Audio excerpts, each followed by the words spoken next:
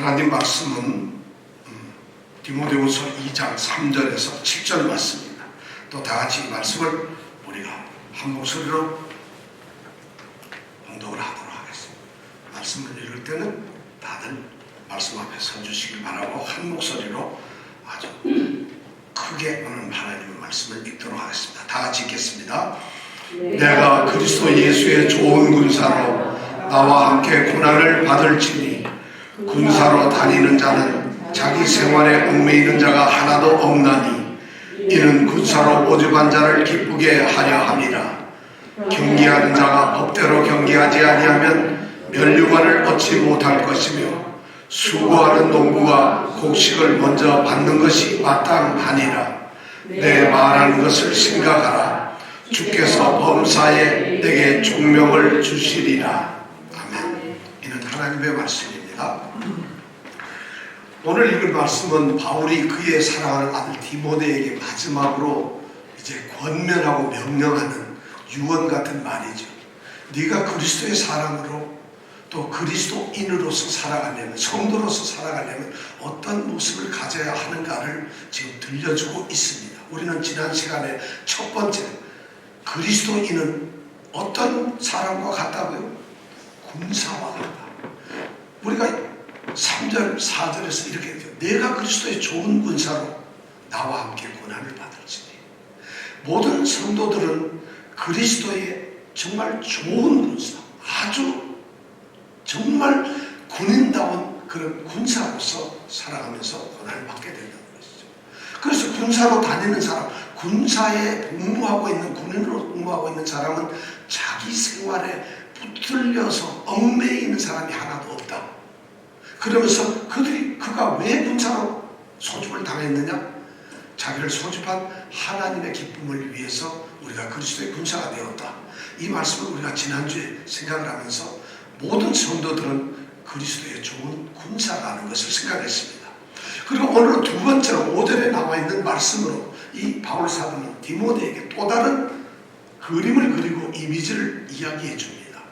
그 당시 로마 시대에 거리를 활보하는, 그리고 승전하면서 말을 타고 가는 이 로마 병사가 그렇게 자랑스럽고 멋있었다면, 훌륭했다면 로마에 수많은 경기장이 있는데 그 경기장에서 경기를 하고 있는 이 프로 선수들 또한 또 유명했어요. 그래서 바울 사도는 두 번째 이미지를 그 경기를 하는 운동선수를 비유로 해서 성도들에게 지금 말을 하고 있습니다. 5절이 바로 그것을 말씀하고 있어요. 자, 이 신약시대에 바울이 이 편지를 쓰고 있던 시대에는 정말 이 운동 스포츠가 무지무지하게 성행하고 인기를 끌었어요. 그러니까 오죽하면 도시가 세워지면은 오늘날처럼 대형 경기장이 세워집니다. 그럼 그 안에서 경기를 하게 되고, 그럼 사람들이, 시민들이, 모든 주민들이 와서 경기를 보고 축제가 됩니다. 종교적 축제도, 사회적인, 정치적인 모든 축제, 군사적인 축제도 그 경기장에서 경기를 보면서 이루어지고 있어요. 그러니까 경기를 한다는 것이 대단하죠. 근데 경기를 구경하는 사람이 있는 것이 아니라 경기를 하는 경기자가 있어요. 그 운동선수들이, 그 스포츠맨들이 그렇게 존경을 받고 인기를 끌었다는 것이죠. 그 당시에 유명한 경기가 뭔지를 아세요? 로마 시대? 제일 쉬운 거 뭘까요? 달리기. 그래서 올림픽의 최고의 꽃이 경기가 뭐죠? 마라톤이 그래서 생긴 거예요. 마라톤, 달리기가 최고. 마라톤을 늘 했어요. 그 다음에 또 권투. 그 권투는 그때부터 인기가 있어요. 그 다음에 레슬링. 그 다음에 노예들이나 이런 운동선수들이 이 바다에서 노 젓는 거. 요즘에 조정 경기 하듯이 노 젓는 이런. 그 다음에 검술, 칼로 검투사를 위해서 싸우는 이런 것들이 굉장히 인기가 있었어요. 그러다가 보니까 그 사람들은 늘 훈련했기 때문에 몸이 아주 정말 구릿빛으로 늠름하게 생겼어요. 우리 이 중에는 그런 분들이 없는데, 그렇게 하고 정말 이분들이 경기를 하는 거 보면 엄청나게, 이게 아마추어가 아니라 프로 운동선수들이에요. 오늘날에도 우리가 운동선수들이 굉장히 인기가 많죠. 그죠? 요즘에 오늘 운동선수들이 얼마나 인기 좋습니까? 2018년도가 19년도에 한국에서 이제 초등학생들한테 장래의 소망이 뭐냐 물었는데 지금까지 20년, 30년 동안 1등이 뭐였냐면 선생님이었어요. 교사가 되는 게 1등이었는데 2018년부터 바뀌었어요. 뭘로 바뀌었을까요? 운동선수로 바뀌었어요. 초등학생들의 제일의 꿈이 운동선수예요. 왜 그럴까요?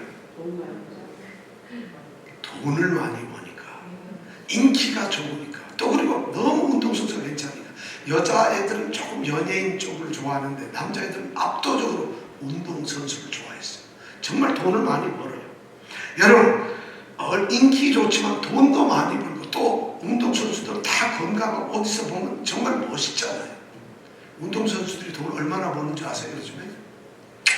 제가 이렇게 조사해 보니까 우리 메이저리그 야구, 이 야구에서 2020년도 작년 코로나 때문에 연봉이 다 깎였는데 2020년도가 제일 많았어요. 그때 마이크 트라우트라고 하는 선수가 LA 에인절스의 야구 선수인데 연봉이 얼마인 줄 아세요? 4,800만 불. 그럼 주급이 얼마인 줄 아세요? 한 주에 90만 불을 받아요. 한 주에 90만 불. 그 야구 선수가. 그 다음에 미식 축구 있잖아요.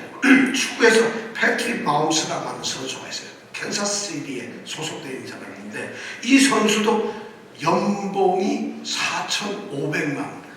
그러니까 한 주에 주급이 얼마예요? 80만 불. 80만 불.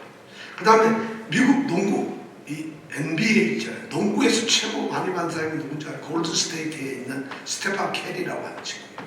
이 스테판 캐리는 얼마나 받느냐 하면 커리는 연봉이 5천만 불이에요. 그러니까 주급이 100만 불이에요. 100만 불. 그러니까 선수 되고 싶죠. 자, 그럼 이거는 대단한 것 같지만 그건 아무거든. 유럽에 가서 우리 프리미어 리그나 스페인의 라리가라든가 거기에서 받는 선수는 더 엄청나요. 축구 선수 중 여러분 누가 제일 유명해요? 메시, 또 호날두, 네이마르. 우리 이병택 집사님은 금방 다 알아요. 성경 이름 10명 얘기하라면 이거 깜짝한데 운동선수 100명 얘기하라면 한 20명까지 얘기할 수 있죠. 자, 메시, 호날두, 네이마르. 이 친구들이 2020년도에 받았던 연봉이 얼마인지 알아요? 7천만 불.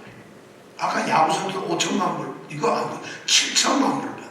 주급이 얼마겠어요? 200만 불. 이것도 대단한데 테니스 있죠. 테니스 로저 페더러라고 하는 선수가 2020년도에 받았던 로저 페더러가 받았던 1년간 수입이 얼마인가 하면 1억 6,300만 불이에요. 이 7천만 불에 배가 넘어요. 1억 6,300만 불. 그래서 연봉이 300만 불. 주급이 그 사람 따지니까 300만 불이 돼요. 이러니 뭐 운동선수 누가 안 하려고 그러겠어요. 근데 운동선수는 아무나 하나요. 그 사람들 나고 우리나라 선수 중에는 어떨까요? 우리나라 선수 중에 제일 많이 받았던 사람이 이 텍사스에 있던 추신수. 주급이 한 40만 불 받았어요. 대단하죠. 유현진, 토론토에 있는 야구선 유현진 잘 알죠? 유현진이 지금 올해 받는 주급이 40만 불. 그럼 손흥민은 어떨까요? 손흥민은 올해 주급이 30만 불 정도 돼요. 유현진이 20만 불을 더 받아요. 30만 불. 여러분 이렇게 30만 불, 40만 불 이러니까 좀 짐작이 안 돼요. 주급을 그렇게 받는데 30만 불이면 돈이 어떻게 될까? 쉽게 얘기하면 100불짜리가 3,000장이 있는 건 30만 불이라고요. 그럼 좀 이해가 금방 와요. 100불짜리가 3,000장을 매주에 받는 거예요. 주머니에 100불짜리 5장만 넣고 2장만 넣고 다녀도 뿌듯한데 그걸 주에 3,000장씩 받는 사람들이 이 선수들이에요. 야, 오늘 굉장히 이 말씀을 잘 듣고 은혜를 받으신 것 같은데, 왜냐면 오늘 그리스도인은 이 운동선수를 비교를 하니까 굉장히 좋죠. 이렇게 엄청난 수입을 받고 있어요. 오늘날도 그렇고 그때도 그렇고 이 운동선수들이 굉장히 이제 인기가 있었다는 얘기죠. 근데 바울 사도가 바로 그 운동선수에 대해서 오늘 얘기를 하고 있어요. 자, 5절 우리 다 같이 한번 읽어볼까요? 시작. 경계하는 자가 법대로 경계하지 아니하면 멸관을 얻지 못할 것이며. 예, 아주 경기하는 자가 법대로 경기하지 아니하면 면류관을 얻지 못할 것이다. 오늘 말씀을 딱 읽어보니까 그리스도인들더러 운동선수가 되라는 이런 말이 아닌 거예요. 근데 운동선수라고 하는 이미지를 우리에게 가지고 와서 운동선수라는 것을 이렇게 이야기를 하면서 바울 사도가 하는 핵심적인 얘기는 운동선수가 되라거나 운동선수처럼 그리스도인이 살아가라는 이런 말씀을 하고 있는 게 아니에요. 첫 번째 바울 사도가 하고 있는 얘기는 뭐냐면 경기하는 자처럼 살라는 것이에요. 운동선수처럼 살라는 게 아니라 경기하는, 경기를 하고, 이 말은 말이죠. 운동선수가 걸어가거나 상을 받거나 하는 그런 모습을 생각하는 것이 아니라 이 프로 운동선수가 경기를 열심히 하고 있는 그 모습을 지금 바울 사도가 그리면서 운동선수가 열심히 경기를 하고 있는 그 장면을 딱 찍고 나서 그리스도인들은 신앙생활을 이렇게 해야 된다는 것이에요. 경기하는 자처럼 신앙생활을, 그리스도인의 삶을 살아가는 거예요. 경기하는, 이 말은 아들레라고 하는 헬라어 말인데, 아들레라고 하는 이 말은 동사예요. 명사. 바울 사도가 이 경기라는 말을 성경에서 쓸 때는 절대 명사로 안 쓰고 동사로만 써요. 그 얘기는 뭐냐? 경기는 멈춰서서 경기자가 되는 것이 중요한 것이 아니라 경기를 하고 있는 그 순간이 더 중요하다는 것이. 그래서 경기하는 자라고, 정확하게 이 성경을 원어로 설명을 하고 번역을 하면은 경기하는 자가, 이 말이 이렇게 번역을 할 수 있죠. 만일 내가 경기를 하고 있는 중이라면, 내가 만약 경기를 하고 있는 중이라면 법대로 경기를 해서 그렇게 멸관을 얻으라는 거예요. 경기를 하고 있는 중이라, 이런 말이에요.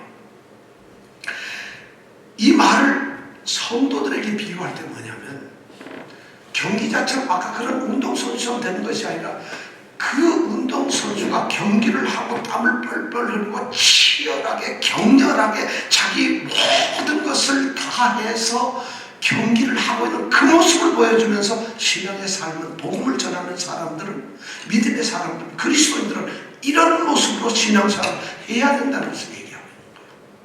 그러니까 운동선수 되는 게 중요한 게 아니죠.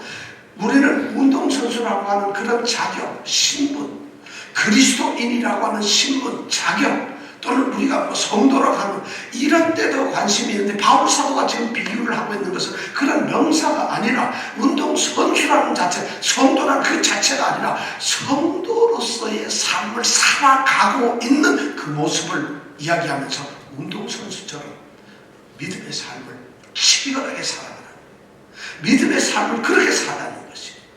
우리는 믿음이 말이죠, 명사로만 생각해요. 성경에서 믿음이라는 단어가 명사로 쓰인 것은 아주 극소수입니다.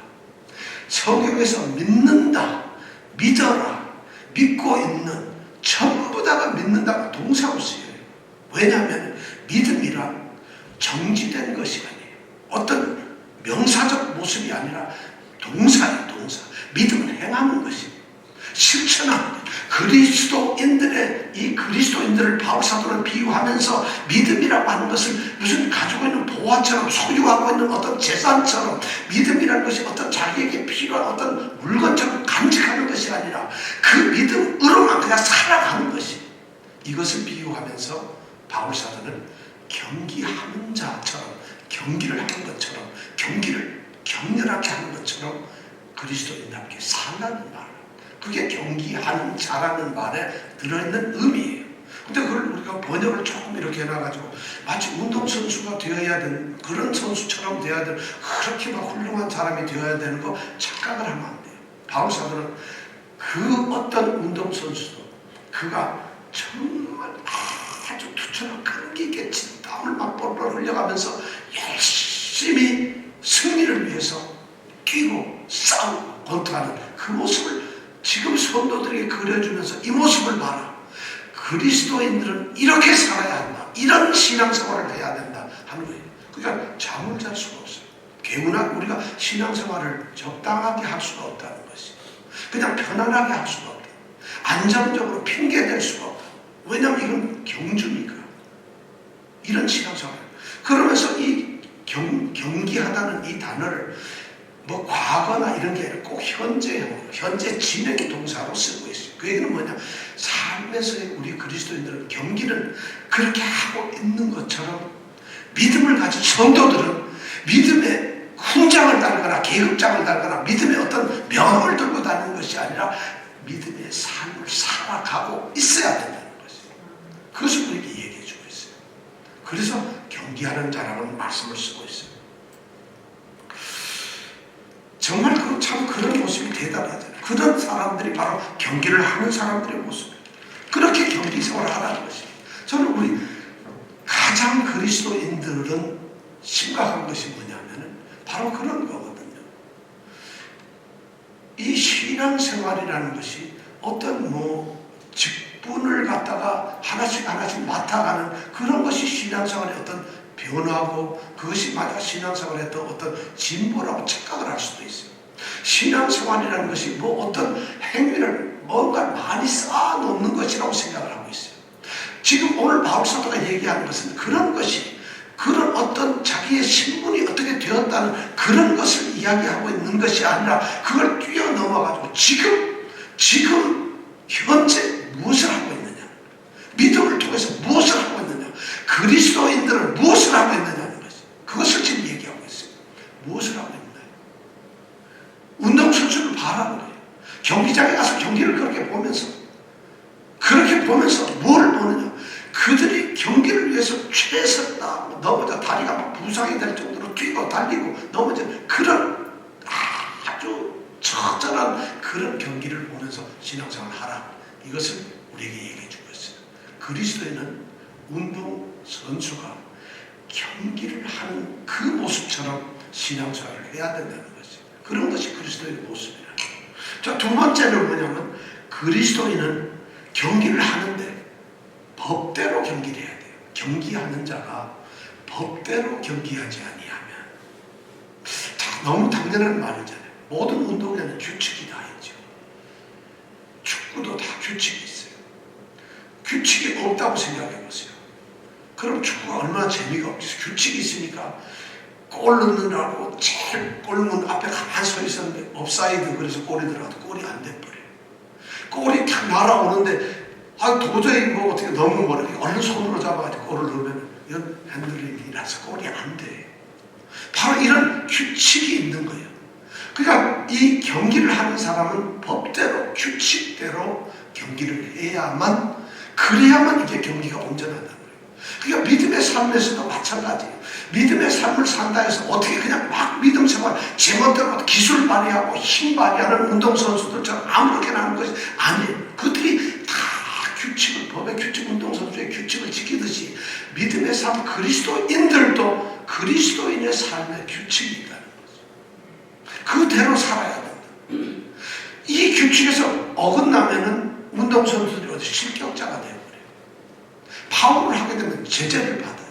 그리고 실격자가 되면 아무런 혜택이 없이 퇴장을 당하거나 아니면 상을 받지 못해요.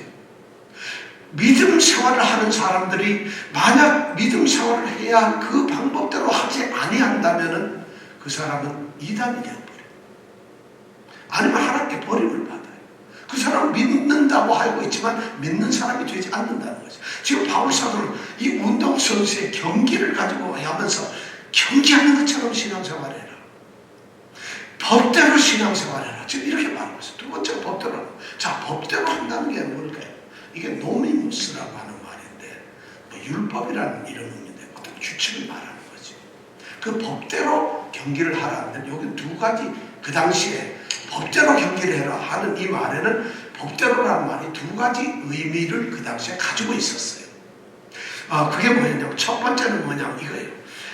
경기를 참가를 하려고 하면 경기에 만약 들어가려고 하면은 반드시 경기를 위한 준비 훈련이 있어야 돼요. 그것이 바로 법에 정해져 있어요. 그 법대로 그런 훈련 기간을 가지고 그대로 지켜야 돼요. 스스로 체중 조절도 해야 되고 훈련도 받아야 되고 시간도 조절해야 되고 운동 시간도 음식은 뭘 먹어야 되느냐 모든 것을 이렇게 하는 훈련 기관이 있어요. 그 당시 이 운동선수들이 프로 선수들이 경기에 들어가야 할 그 선수들이 지켜야 할 사전 준비가 이렇게 되어 있어요. 제가 그걸 찾아보니까 이렇게 되어 있더라고요.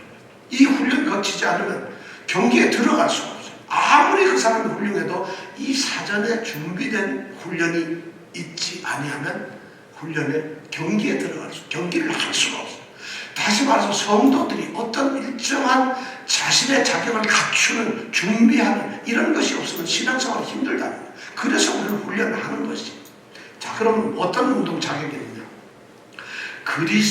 그리스의 경기자는, 헬라의 경기자는 경기가 있기 전에 10개월간, 10달 동안 10개월간 예비 훈련 과정을 거쳐야 합니다. 10달 동안. 그러니까 뭐 아무리 훌륭한 사람도 무조건 10개월은 훈련 과정을 거쳤는데, 그래서 이 기간 동안에 규정된 다 해야 될 그런 규정 훈련이 있습니다. 그 훈련에 참가해야 됩니다.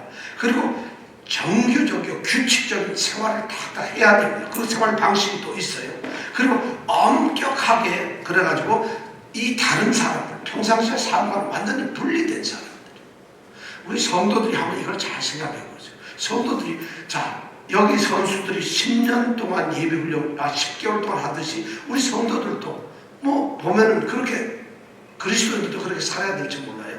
그러면서 규칙에 따라서 또 그리고 규정된 훈련을 해야 되고 또 엄격하게 옛날과는 분리되어야 하고 그 다음에 식생활을 엄격히 해야 돼요. 먹는 거 아무거나 먹는 게 아니에요. 갈비 좋다고 해서 매번 먹는 게 아니라 자기에게 정말 이 운동선수로 살 수 있도록 식생활을 통일해요. 그런데 이런 훈련 규칙을 어기면은 훈련생으로서 이미 낙오가 되어가지고 운동선수가 될 수 없어요. 아무리 그 사람이 힘도 좋고 기술도 좋고 뛰어나도 이 과정을 통과하지 못하면 경기에 참여할 수가 없어요. 경기 참가가 안 됩니다. 이것이 바로 법대로의 첫 번째 규정이에요. 그렇다면 우리 믿는 자들에게도 우리의 믿음 삶을 위해서 우리에게 준비해야 되는 게 있어요. 정말 날마다 말씀, 기도도 해야 됩니다.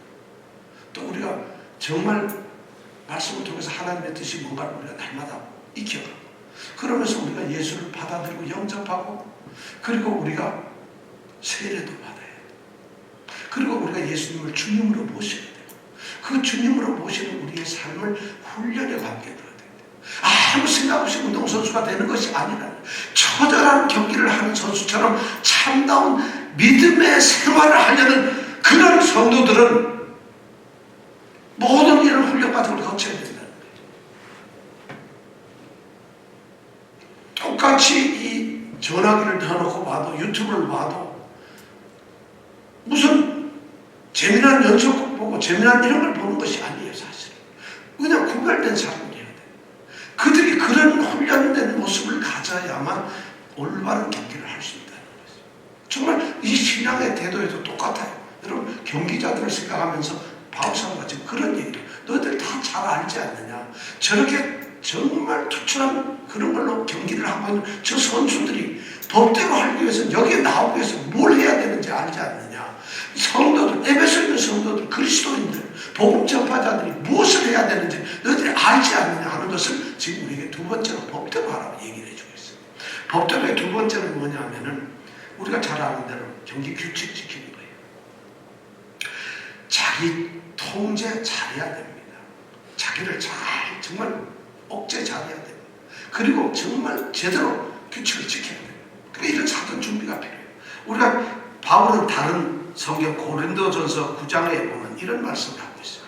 고린도전서 9장 24절에서 27절 말씀이 있어요. 우리 한번 읽어볼까요? 자, 고린도전서 9장 24절. 이 말씀 한번 우리가 도대체 운동선수는 어떻게 해야 됩니다. 다 같이 한 목소리 읽어보겠습니다.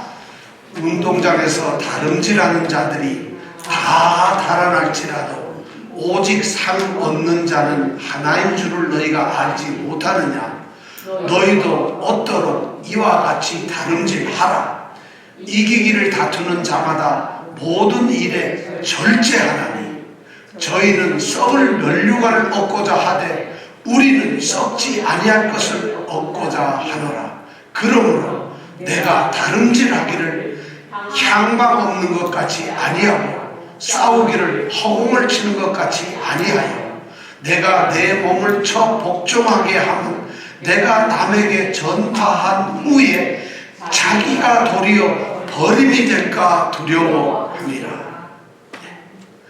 다름질하는 사람들이 전부 다 다름질해요. 24절에 보면 그렇게 돼 있죠. 그런데 다 달린다고 해서 전부 상 받는 게 아니라는 거예요. 상 받는 사람은 정해져 있다는 거지. 그러니까 상을 받기 위해서 다름질을 잘하기 위해서 이기려고 25절에 이기려고 승부하는 모든 사람들은 자기를 절제해야 돼. 함부로 막 사는 것이 아니에요. 절제하는 것이 절대적으로 세상에서 운동하는 사람들이 썩을 그 면류관 하나 받으려고 저렇게 절제하고 운동을 하는데 영원한 면류관을 받는 우리 성도들은 얼마나 더 절제를 해야 되느냐 바울 사도는 얘기하고 있어요. 그러면서 26절에 보면 내가 다름질하기를 향방 없이 하는데 달려가는데 방향 목적지가 있는데 그 목적지가 엉뚱한 데 논밭으로 들어가고 막 이러면 그건 경기가 안 되는 것이. 그 경기 장소로 들어가요. 경기의 그 트랙으로 향해야 된다.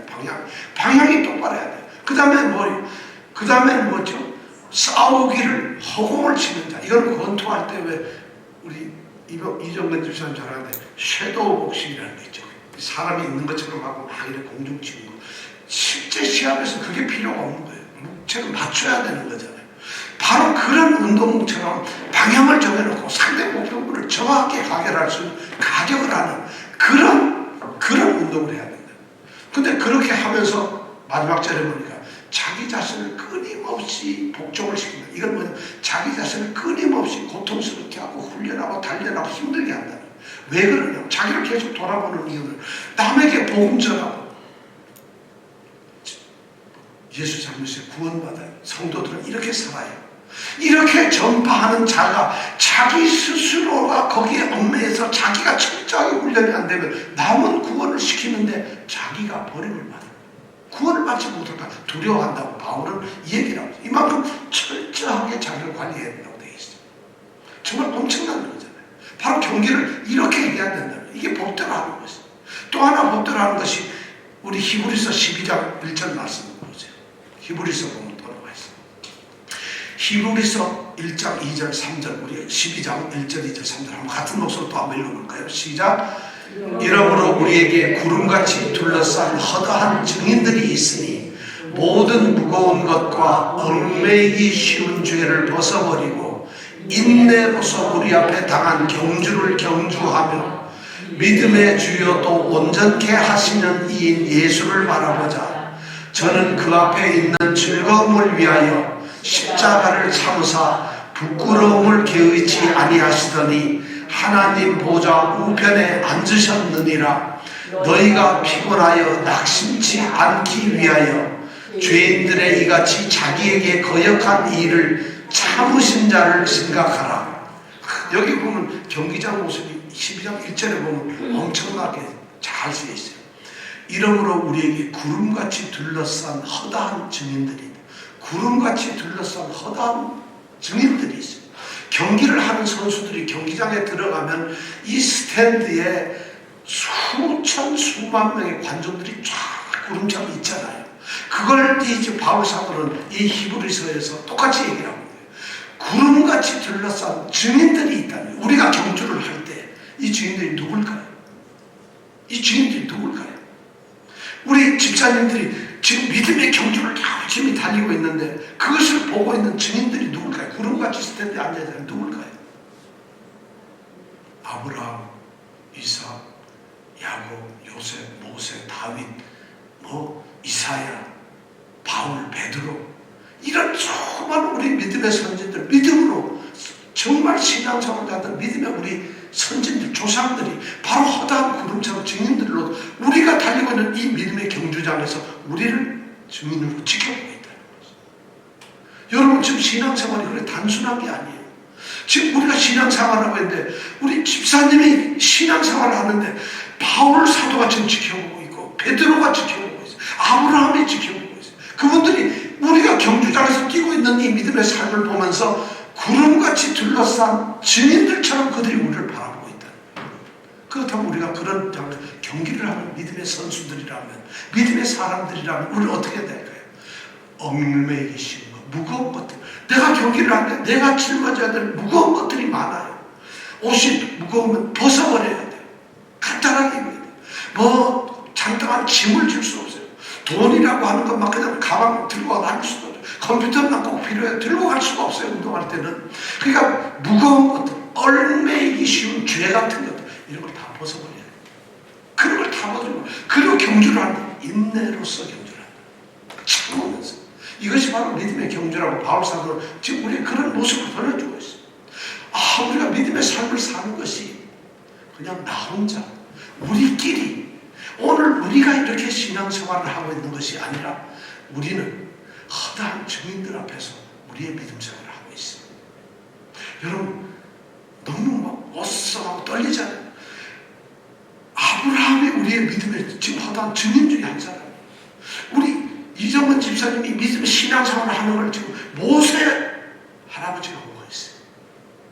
그걸 보고 있다는 거예요. 증인으로서 우리를 관중으로서 보고 있다는 거예요. 왜냐하면 그분들은 믿음에 이미 경주를 다 끝냈으니까. 정말 예를 들어서 훌륭한 동네 축구 선수가 펠레가 와서 이렇게 보고 있는 데서 만약 경기를 해보세요. 얼마나 자랑스럽고 얼마나 참 이렇게 조심스럽겠어요. 우리의 믿음의 삶이 그렇다는 거예요. 우리 신앙생활은 그냥 나 혼자 버려져서 내가 신앙생활하는 게, 우리 권사님들 신앙생활하는데 사무엘의 엄마 한나가 보고 있어요. 예수님의 어머니 마리아가 지금 보고 있을지도 몰라요. 에스더가 지금 보고 있을지도 몰라요. 왕후가. 아브라함의 아내 사라가 지금 우리를 보고 있을지 몰라요. 우리가 그런 믿음의 삶을 살고 있다는 것이죠. 그런데 우리가 인내로서 경주를 해야 된다. 이렇게 지금 바로 그 다음에 우리가 이 법대로 경기한다는 것이 바로 이런 모습이에요. 인내로서 경기장을 해야 되는데, 경기 규칙을 보면은, 운동선수가 경기 규칙을 보면은 우선 지켜야 될, 가야 할 트랙이 있어요. 그 길이 그대로 그 길을 가야지 다른 데로 가면 안 돼요. 우리가 뭐 그 경기를 보면 그런 걸 많이 보잖아요. 반드시 지켜야 할 그 길을 가야 돼, 달리기를 할 때. 그 다음에 달리는 방법이 반드시 규정된 방법대로 뛰어야 돼. 그렇지 않고 다른 방법대로 멋대로 뛰면 안 돼요. 그 다음에 이 달리기의 세 번째는 반드시 목적이 분명해야 돼. 방향이 뚜렷해서 결승선을 향해서 달려야 돼. 거꾸로 달리면 상을 못 받아요. 그러니까 경기는 반드시 올바른 트랙에서 올바른 방법으로 올바른 목표물을 향해서 이겼을 때 바로 승자가 되는 거죠. 믿음이 똑같아요. 우리의 신앙생활이 올바른 길에서 가야 된다는 것이죠. 주님께서는 스스로 말씀하시길, 내가 길이라고 말씀. 내가 길이고 진리였으니 자신이 길이라고. 그럼 우리의 신앙생활은 길이신 예수님 안에서, 예수님 위에서 예수님과 동행을 하면서 가는 신앙생활이어야 한다는 것이죠. 예수를 벗어난 우리 그리스도인은 있을 수가 없어요. 예수가 아닌데도 마치 우리는 교회 안에서 다른 걸 추구하고 있어요. 예수가 없는 걸, 예수님의 길에 우리가 서 있는 것이 얼마나 중요한지 몰라요. 신앙생활에 우리가 이 신앙의 법대로 살아가는, 그리스도인들이 법대로 살아가는 첫 번째가 뭐냐면 길이신 그리스도 예수와 함께 가는 것이에요. 믿음이 이거보다 중요한 게 없어요. 그런데 우리는 예수님보다도 다른 것을 끼면서 신앙생활을 하려고 그리스도인처럼 살려고 해요. 예수님을 제껴놓고 예수님의 길이 아닌 다른 길을 가려고 해요. 아니면 더 빠른 어떤 지름길을 가보려고 하는 거예요. 더 편한 길을 가려고 하는 거예요. 주님이 가신 그 길을 우리가 가는 거예요. 그것이 십자가의 길이고. 그러니까 주님은 뭐래요? 자기를 부인하고 자기 십자가를 지고 날마다 나를 쫓아가는 거예요. 믿음 그리스도인들의 삶은 이 올바른 경기 법대로 하려면 바로 예수의 길에서 걷는 것이, 그분과 함께 가는. 자, 이것이 바로 처음에 길이라는 게 중요한 거예요. 두 번째 뭐냐면 주님이 이 규칙이 정한된 규칙대로 경기를 해야 돼. 방법이 그거밖에 없어요. 그럼 그 규칙의 방법이 뭘까요? 말씀이에요. 내가 길이요. 그 다음에 뭐라고 하세요? 진리라고. 진리가 바로 말씀이에요. 그러니까 하나님의 말씀, 우리가 성경 이 하나님의 말씀이 우리가 이 경기를 하는 유일한 오직 우리에게 주신 규칙이에요. 이거 외에는 규칙이 없어요. 그래서 우리가 말씀을 알아야 돼요. 규칙을 모르고 경기하면 전부 매번 경고받다가 어떻게 돼요? 아웃됩니다. 규칙을 모르고 하게 되면 그 경기가 엉망이 되어버려요. 저쪽도 모르고 나도 모르고 심판도 모르면 그 경기가 아니죠. 그런데 그런 규칙을 우리에게 말씀으로 정해주셨다. 신앙생활의 가장 올바른 방법, 주님께서 너는 내 길에서 이 방법대로 하라는 그것이 뭐냐면 말씀이에요. 우리가 무엇을 해야 되는지, 무엇을 하지 말아야 되는지, 무엇에 더 힘을 써야 되는지, 무엇을 바라보아야 되는지, 무엇을 피해야 되는지, 무엇을 가지고 우리가 애를 써야 되는지 하는 것이 벌써 말씀에 다 이루어져 있다. 이런 말씀을 말씀대로 진리이신 예수님, 그 예수님 진리의 말씀대로 우리가 경계를 해야 된다. 신앙생활이 그렇다는 거죠. 이것이 복들의 두 번째예요. 그 다음 복들의 세 번째가 예수님은 길이요 진리요 생명이라고. 우리가 살아가는 신앙생활은요, 우리는 죄에서 허물에서 우리가 죽어서 있는데 하나님이 주님이 우리를 살리셨어요. 십자가에서 살리셨어요. 바로 우리는 새로운 생명을 가지고 있어요. 소위 거듭난 생명을 가지고 있어요. 새로운 생명을 가지고 있는 성도들이에요. 그런 목적이 그렇다면 우리는 바로 그 생명을 가지고 바로 예수님을 향해서 나가는 자들이에요. 그러니까 우리는 거듭난 새로운 생명으로서 옛날 죄 가운데 있던 그런 생명이 아니라 예수님에 의해서 우리에게 주어진 예수의 생명을 가지고 살아가는 사람들. 그렇게 우리의 신앙생활을 가서 목표가 바로 예수님. 히브리서 12장 한번 2절 다시 볼까요? 히브리서 12장 2절, 1절 2절 다시 한번 보겠습니다. 1절부터 읽겠습니다. 시작. 이러므로 우리에게 구름같이 둘러싼 허다한 증인들이 있으니 모든 무거운 것과 얽매이기 쉬운 죄를 벗어버리고 인내로서 우리 앞에 당한 경주를 경주하며 2절 중요합니다. 믿음의 주요 또 온전케 하시니 예수를 바라보자. 자, 누구를 바라보자고? 믿음의 주요 온전케 하시니 예수를 바라보자. 우리가 달려가는 목표 지점이 뭐예요? 예수예요. 예수만 보고 바라보는 거예요. 그분이 오시는 날 우리는 다시 그분 앞에 설 거예요. 그분이 심판장이 되시는 날 우리 또한 그분 앞에 설 거예요. 그분이 우리가 가장 힘들 때 그분이 항상 우리 앞에 있어요. 그분은 우리의 목표예요. 그래서 예수를 바라보는 거죠. 그분이 우리가 믿음의 주인이니까요. 이런 것이 바로 법대로 사는 거예요. 바울은 지금 그 모습을 생각하고 있는 거예요. 치열한 경기를 하면서 법대로 하는 믿음의 삶을 열심히 고난 중에서 살아가고 있는 정말 격렬한 믿음에서 정말 영적 투쟁을 하고 있는 그 성도들이 이렇게 예수 길 안에서 말씀을 가지고 예수를 바라보면서 그렇게 경기를 하기를 원하고 있다는 거죠. 이것이 바울사고 두 번째. 자, 주님은 아무나 그냥 신앙생활을 하거나 그리스도인이 된 게 그냥 멋대로 이런 경기를 하기를 원치 않았어요. 그분의 뜻대로 하기를 원했어요. 그분이 정하신 대로 하기를 원했어요. 주님 자신이 기뻐하는 그 방법대로 신앙생활을 하기를 원해요. 교회가 기뻐하는 걸로 신앙생활을 하는 게 아니에요. 어떤 지도자나 누가 그렇게 하라는 그런 신앙생활을 하는 게 아니라 주님 자신이 정해놓은 그 방법대로 주님이 기뻐하시는 그런 방법대로 신앙생활을 하기를 원하세요. 그런 경주를 달리기를 원하세요. 그렇다면 지금 우리가 이 시간 생각을 해봐야 돼요.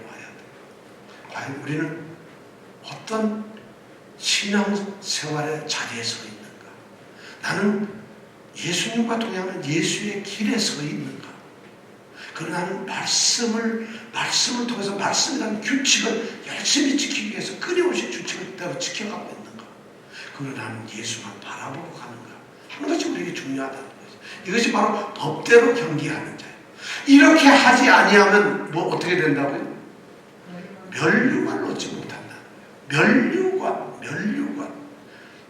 헬라어로 스테파노스. 면류관을 얻지 못한다.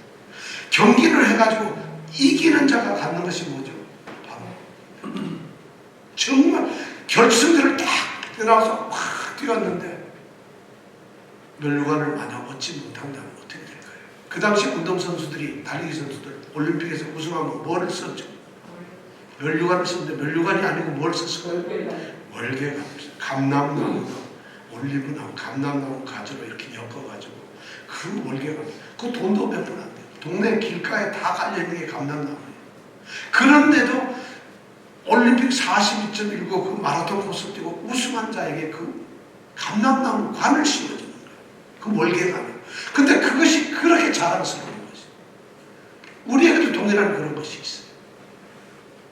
우리 믿는 자들도 바로 이런 하나님의 말씀 법대로 우리가 신앙생활하고 그리스도의 삶을 살아갔을 때 우리에게도 동일한 원리관이 있다는 것이에요. 그걸 우리는 영원한 생명의 원리관이라고 합니다. 우리가 다 외운 대로 우리 빌립보서 3장 외웠잖아요. 12절부터 14절 뭐라고 되어 있죠? 내가 이미 얻었다함도 아니요 온전히 이루었다함도 아니라 오직 그리스도 예수께 잡힌 바 된 그것을 잡으려고 쫓아가노라. 형제들아 나는 아직 내가 잡은 줄로 여기지 아니하고 오직 한 일, 즉 뒤에 있는 것은 잊어버리고 앞에 있는 것을 잡으려고 표대를 향하여 그리스도 예수 안에서 하나님이 위에서 부르신 부름의 상을 위하여 쫓아가노라. 우리가 지난주에 암송했던 건데 세상에서 이런 거 우리 암송했었나요? 이런 표정으로 지금 다들 이렇게 보고 계시네요. 그래도 다 그렇죠. 그때 제가 이 구절을 설명하면서 이런 설명을 그 당시 올림픽 경기를 하면서 이 상을 받을 때 어떻게 한다고 그랬죠? 선수들이 다 올림픽 레이스를 다 뛰고 지쳐가지고 이렇게 있어요. 그러면 경기가 딱 끝나고 나면은 이 경기를 주관한 주체자 제일 높은 사람 그 사람은 헬레노디카이라고 합니다. 헬레노디카이라고 하는 그 당시 최고로 때로는 이것이 국왕 로마 황제가 될 수도 있고 아니면 요새로 말하면 체육부장관 아니면 뭐 그보다 총리 하여튼 무지무지하게 높은 이 사람이 이제 우승자 월계관을 받아야 될 사람 이름을 부릅니다. 근데 거기서 부를 때 세 가지를 불러요. 첫째 그 사람의 이름을 불러요. 그 사람의 이름을 불러요. 왜 그 사람의 이름을 부르냐? 그 사람을 인정을 했기 때문에. 그 다음에 두 번째가 뭐냐면 그 사람의 아버지 이름을 불러요. 가문의 영광이거든. 누구 어느 집안의 자손이냐 이걸 알리기 위해서 그 아버지 이름을 불러줘요. 그 다음에 세 번째 자신의 출신 고향을 불러줘요. 이 사람이 어디 출신이냐 이것이 중요하거든요. 그러니까 이 사람이 우승하고 상을 받게 되면은 이 사람 이름을 불러주는데 이름과 아버지 이름과 출신 고향을 불러줘요. 그러면 사람들이 저 사람 안동김 씨로구나. 저 사람 아버지가 누구고 고향이 어디로구나. 이런 걸 함으로써 그 사람이 이름이 불러졌을 때 탁 올라가죠. 뭘 받는다고요?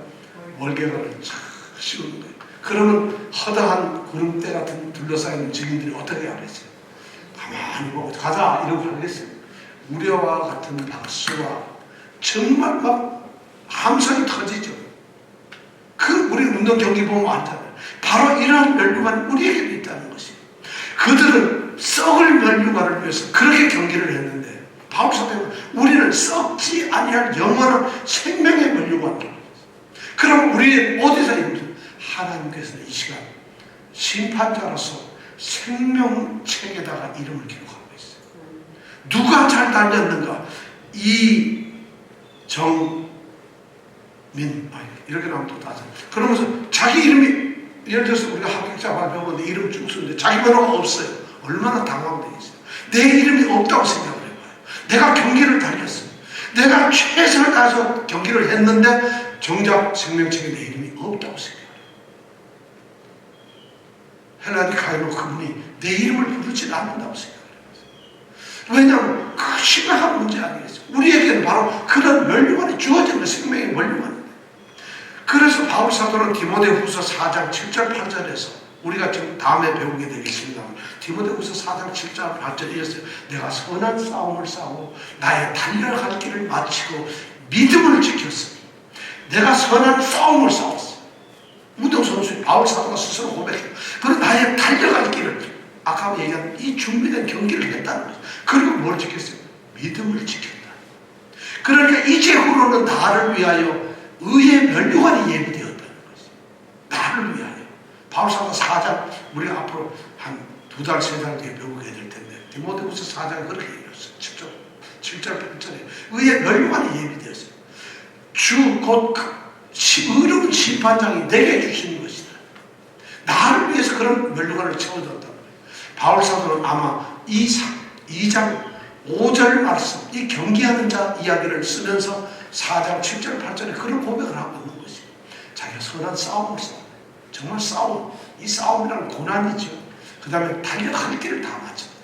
달려갈 길을 맞췄다. 그리고 믿음을 지켰다. 달려갈 길만 간 게 아니라 온전하게 믿음을 지켰다는 것이죠. 그랬을 때 의의 멸관이 있다는 것이죠. 저는 이 말씀에 정말 놀라운 말씀을 오늘 바울 사도가 하고 있어요. 경기하는 자가 법대로 경기하지 아니하면 멸관을 얻지 못할 것이요. 한 줄밖에 안 되는 이 말씀이 바울 사도가 우리에게 들려주는 게 너무 많습니다. 너무 큽니다. 여러분들이 경기를 하고 있어요. 만약 경기를 하는 성도가 아니라면 여러분 화석처럼 굳어있는 그런 그리스도인의 모습일 거예요. 성도는 말이죠. 액자에 그려놓는 사진이 아니에요. 벽에 그려놓는 그림이 아니에요. 성도란 그리스도인은 뭐냐면 행동하는 믿음을 가진 사람. 믿음이라는 것은 움직이는 것이에요. 그러니까 오늘 아침에 일어나서 하루 종일의 삶이 바로 믿음의 삶인 거예요. 우리 1년, 지금 3월 27일인데 3월까지 온 동안 거의 90일 동안, 석 달 동안 우리가 살아왔던 흔적들이 전부 믿음이어야 한다. 왜냐하면 움직여야 돼요. 행동이라는 거예요. 믿음은 걸어놓는 표창장이 아닙니다. 우리 그리스도인들은 어떤 신분증에서 자격증 해가지고 주는 것이 아니라는 거예요. 우리 그리스도인들의 모습은 달려간다. 그렇지 않다면 그 사람은 그리스도인으로서 인정을 받지 못할지 모릅니다. 왜냐하면 주님은 믿는다는 말씀을 전부 행동으로 말씀하셨기 때문에 그렇습니다. 그리고 법대로 하지 않는다. 우리가 신앙생활을 그렇게 열심히 하면서 만약 법대로 하지 않는다면 우리의 신앙은 아무것도 아닙니다. 믿음을 지킬 수가 없어요. 그렇다면 우리는 결승골에도 못 갔을지 몰라요. 중간에서 우리는 탈락된 자들일지 몰라요. 탈락되면 어떡하냐? 세상에서 가장 불쌍한 자들이 구원을 못 받는 자들, 믿는다고 하면서 경주를 한다고 하면서 탈락되는 자들이, 이것이 한 번밖에 없는 경주이기 때문에, 일생을 거쳐서 단 한 번 우리 삶밖에 없기 때문에 우리의 이 땅에 살면서 한 번의 이 삶의 경주에서 우리가 낙오자가 되어버린다면 우리는 영원히 멸관이 없는 형벌의 낙오자가 되고 만다는 거예요. 그래서 믿음이 이 땅에서 너무 중요하다는 거예요. 우리가 그렇게 부름을 받았다는 거, 그리스도인이 되었다는 게 너무 중요한데, 더 중요한 것은 그리스도인으로서 살아가는 것이, 그렇게 법대로 살아가는 것이. 그래서 반드시 우리에게 멸류관이 있어야 된다는 것이. 멸류관이 없고 우리가 생명책 이름이 기록되지 않는 순간 우리는 아무것도 아니에요. 바울 사도는 지금 그 얘기를 우리에게 하고 있습니다. 여러분, 정말 아침에 일어나면서 오늘도 나는 영적 투쟁을 하며 영적 싸움을 하며 영적 경주를 하는, 정말 움직이는, 나는 행동하는 믿음의 사람이다. 결심을 하십시오. 그리고 나는 정말 주님의 길에서 예수님과 함께 걸어가는 오늘 하루도, 그리고 예수님의 말씀을 나의 삶의 기준으로 삼고 예수님을 바라보면서 살겠다. 이것을 정하십시오. 그리고 나의 이름이 생명책에 기록되고 멸류관 내게 씌워지기를 소망하십시오. 그렇게 기도하십시오. 이것이 우리가 살아가는 믿음의 모습입니다. 이것이 그리스도인의 두 번째 정체성입니다. 이런 축복된 삶이 우리 모든 성도들의 있기를 간절히 축원합니다. 기도하겠습니다.